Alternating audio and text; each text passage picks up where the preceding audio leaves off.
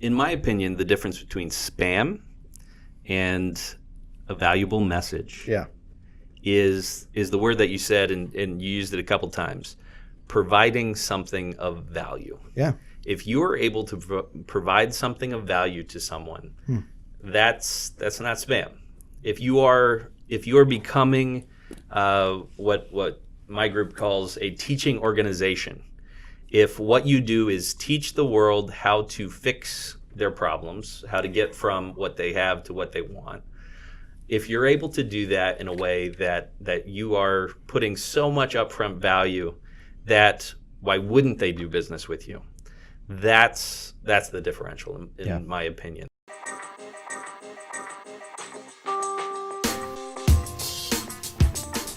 From Goalpost Studios in downtown East Lansing, Michigan.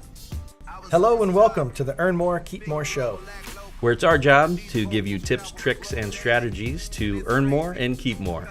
I'm Dave McAndrews, and I believe that we should focus our marketing on messages that are all about our clients so that we can connect with them in a way that they can understand. And I'm Matt Love, and I believe in being efficient with our companies so that we are able to keep more of what we make. Me up beautifully, and that's why I stay plugged in and I always contribute to my community. Welcome to the Earn More, Keep More show. I'm Dave McAndrews. And I'm Matt Love. And today we're talking about something that I feel is a little bit misunderstood within the entrepreneurial community and really within the business community. And that's this idea that you have a sales department and you have a marketing department, and then you have this big wall set up between them and a lack of understanding that they're essentially doing this elements of the same function. Like, in order for marketing to be successful, it needs to sell. Yeah. In order for sales to be successful, People they need to know about it. They need to market well. So there are a couple of key elements that I want to throw out and really get your feedback on, because as an entrepreneur yourself and being able to look at some of these things in your business, just to help get perspective for some of the folks out there. The first thing that I wanted to throw out is, so marketing is your messaging, it's your branding, it's all of those things that you make. So marketing is what you make to put a face on your company, to put your message out into the world. That is marketing. And then you have another aspect, which is advertising. Yeah. And advertising is really kind of the weaponizing of your marketing and something that you pay for to get your marketing in front of eyeballs. If your messaging is your why or your story brand, your advertising is how do you share that story brand? How do you share? Correct. And how do you fuel? How do you drive people back to see that messaging? So, however that is. Traffic. Yeah. How do you fuel this traffic? There is an alternate way to get that traffic, and that is by building quality content. So, quality content in the form of videos, in the form of blogs, in the form of information that is important to people, that they're going to seek out, that they're going to find on the interwebs, and drive them back to your website or to your business, however that is. Whatever that call to action is, yeah. Exactly. So you have advertising, you have content, and then all of the activities of marketing, advertising, content building, all of that should culminate into sales. And so sales is the product or the byproduct of doing a good job of marketing, advertising, and building content. And I gave the example of a car where you have, so if the product is your engine, you have to have a product, you have to have something that people find of value. Yeah, what drives you? If you don't have something that drives you, if you don't have something good that people are going to seek out and want, you might want to close doors. I got to get from point A to point B, so I need a car. There's an engine. Perfect. Let's go. That product is what I need. The marketing is really kind of the outer shell. Yeah. So it is what you may have a V6 in there, but if it looks like garbage, it's not going to have that same appeal as something that is well designed. Correct. Yeah. and looks really good. Yeah. And what was the car analogy we were talking about? Yeah. So if you think about automobiles, a lot of companies share parts. So in the Japanese car market, Toyota, they make I don't even know how many millions of cars a year. Another brand of Toyota is Lexus. So the same engine that goes into a Toyota car goes into a Lexus. And look at the price difference of a Toyota car compared to the price of a Lexus is completely different. The inner workings are pretty much the same. Might have different bells and whistles on the inside, but as far as an engine, what you're buying, it's the same thing. It gets you the same place, but the feeling of luxury, the feeling of quality, those feelings that are associated with that L on the front badge as opposed to the weird looking T. Yeah.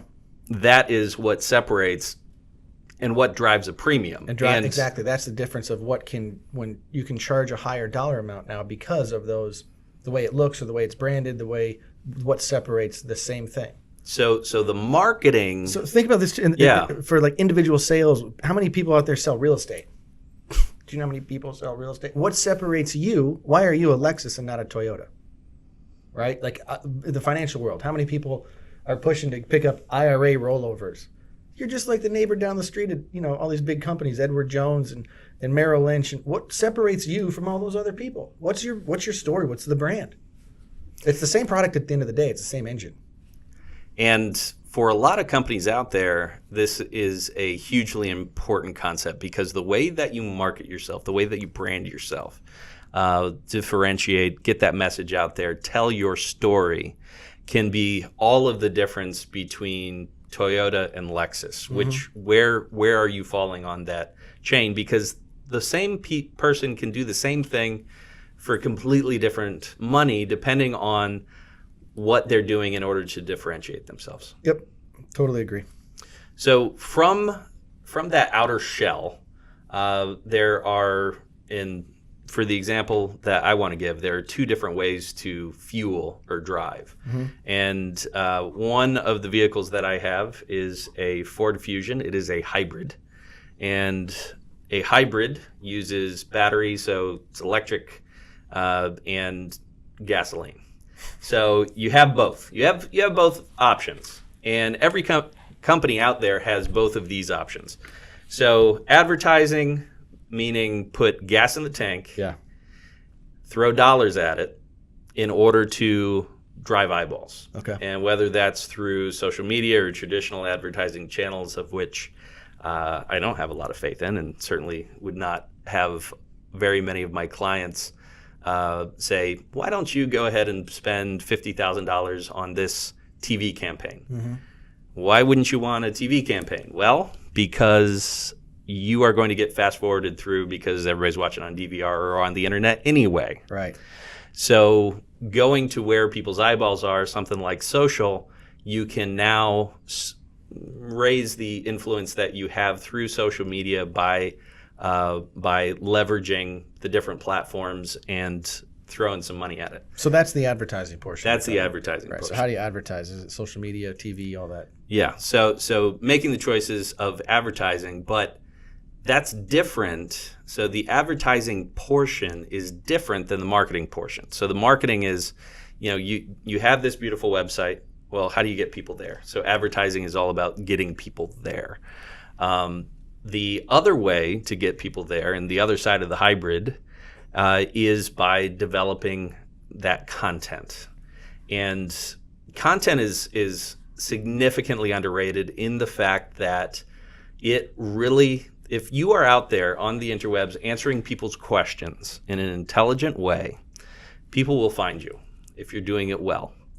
And if you are out there sharing video content, posting that onto social, finding different ways to leverage your message. So again, it's elements of your marketing It's elements of your branding. It's elements of your messaging that you have already created, but converting it into a format that is consumable by people.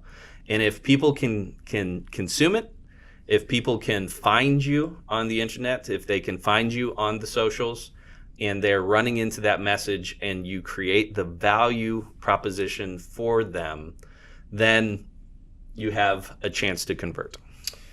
I watched a movie over the weekend. My daughter's not born yet, but I watched this animation movie called Ralph Breaks the Internet. So you're getting extra credit, so you're getting ahead of the game. Yeah, ahead of the game. But it's a really cool movie. I don't know if people like animated movies, but my kids watched it. Wreck-It Ralph is a funny movie. Yeah, Wreck-It Ralph was a funny movie. It's got the same guy from with Will Ferrell and Step Brothers and stuff. But then Ralph Breaks the Internet is really cool because it talks about how people are doing these crazy videos on YouTube, or they called BuzzFeed or BuzzTube, whatever it is. And it's like people cooking, or Ralph was doing like him cooking or him doing funny things. What it's gathering, though, that a lot of generations do not understand is people's eyes. And 15 years ago, it was incredibly different. You know, if you wanted to catch people's eyes, you had to go to TV, you had to go to radio, you had to do these things that you had to go to the man basically and like pay for this all this stuff. Look at us, we're on a podcast right now. We can share our ideas, and if they aren't good, then no one's going to listen. But if they are good, people are going to want to pay attention. So the idea of creating content, now the way of getting that content out is so much easier than it's been before, right? By creating a YouTube channel, I could have thousands of views about a cooking or about gardening, that sort of thing. And the phone that is in everybody's pocket is more of a video studio or content creation studio than people 20 years ago could have dreamed of spending $20,000 for. It's incredible. So we have a significant advantage by having these tools at our disposal, by having these platforms like Facebook, Instagram, LinkedIn, having all these platforms available to us. It is now up to us to populate it in a message that solves a problem for people that people want to hear. And you and I actually had an offline conversation yesterday that I thought was interesting. And you used the word, I don't want to be spammy. Yeah. And spammy. Spam, the delicious meat that nobody wants to eat. Yeah, not that type of spam. My wife is listening. We still have to try that stuff, though. I've heard you can like mold it into like a little statue and things. Spam. I'm sure you could. I'm the only one that's heard about this. The spam statue? Yeah, the spam statue. And all right, we'll have to, on the next Earn More, Keep More show, we'll have the spam statue contest. I heard people love it. I just haven't. Very popular in Hawaii. But the spam of the internet is wanted to be avoided like the plague. Yeah. And the question that I wanted to ask, because you used the example, you are a guy who's in finance, and you get a ton of messages all the time. Tons. What's the difference between the messages that you don't like and the messages that are okay to you? Well, I mean, I probably get hundreds of emails in a day, and if it's not from someone that I know and it's got all these colors and random stuff and talking about how I'm going to get rich quick, or your clients need this, or delete, don't even open them.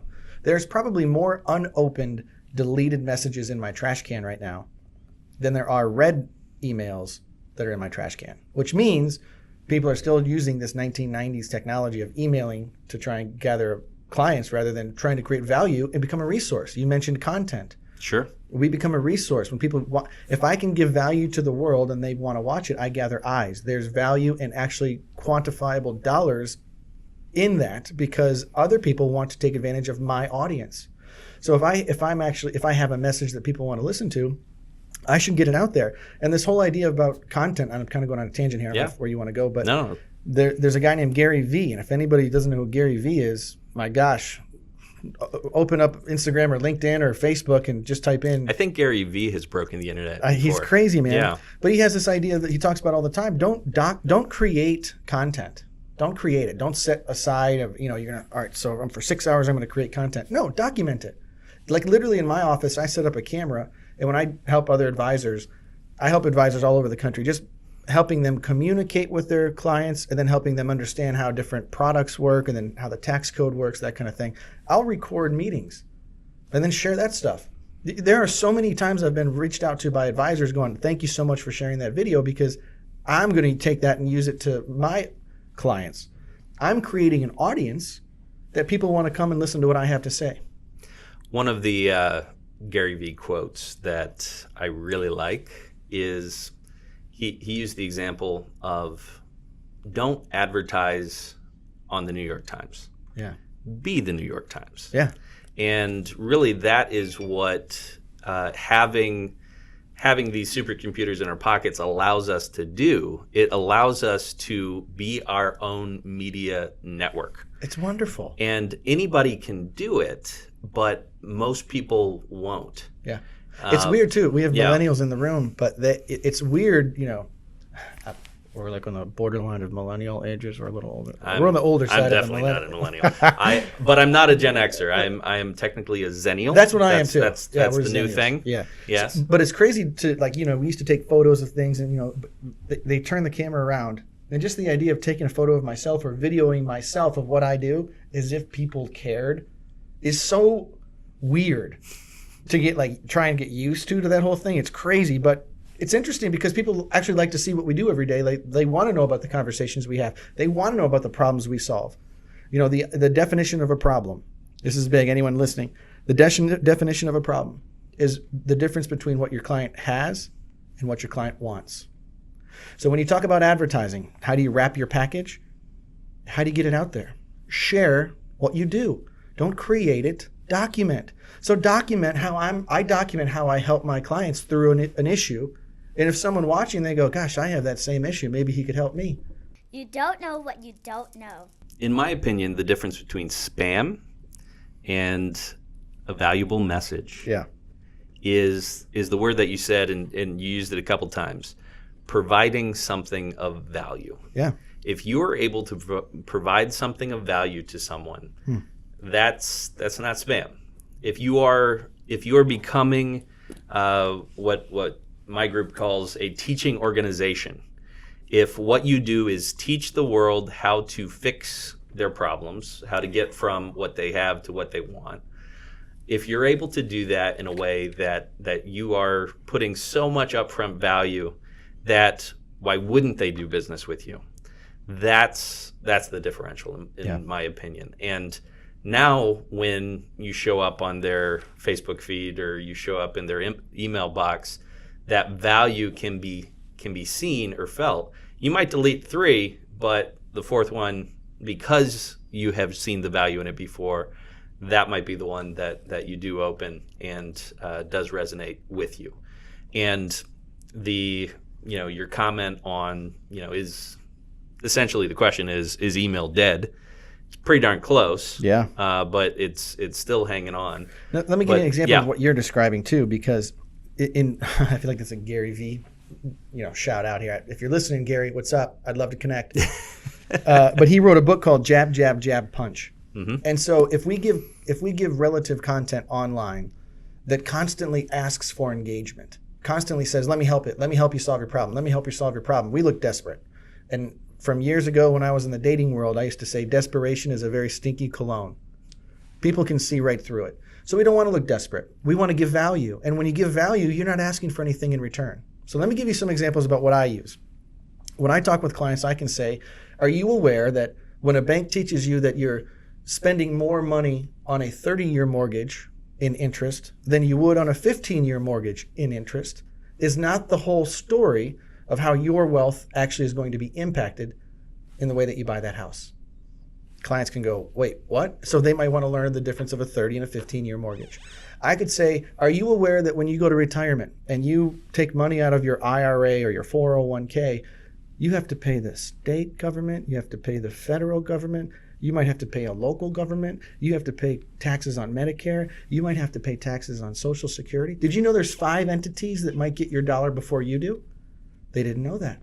I'm giving value. I'm not asking for anything. So if I can continuously provide value, then it gives me an audience And now I have permission to go in with that punch. And I can say a stupid little word like this, if. If I could show you how to not pay those 5 entities in retirement, would you want to learn how?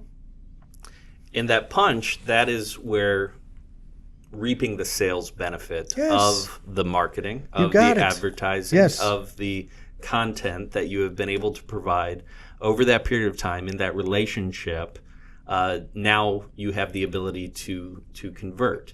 Here's the takeaway. At the end of the day, what I want the listeners to hear more than anything else is if all of those things are not leading up to a way for you to sell, create that relationship, create that teaching organization mentality, develop the content, put the marketing package to where it looks good and looks like something that someone is professional, something that someone is going to want to invest in. Yeah.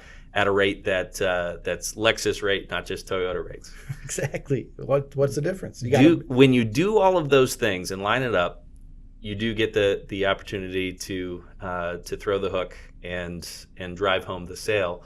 And you're at a point where the relationship is such that they end up asking for it. Mm-hmm. Like, how do I do business with you? Mm-hmm. They feel honored to be able to do business with you. Exactly. I mean, that's a real thing. If you're in love with the idea of making money, I don't think you'll ever really succeed. If you're in love with education and process, you can make a killing for yourself.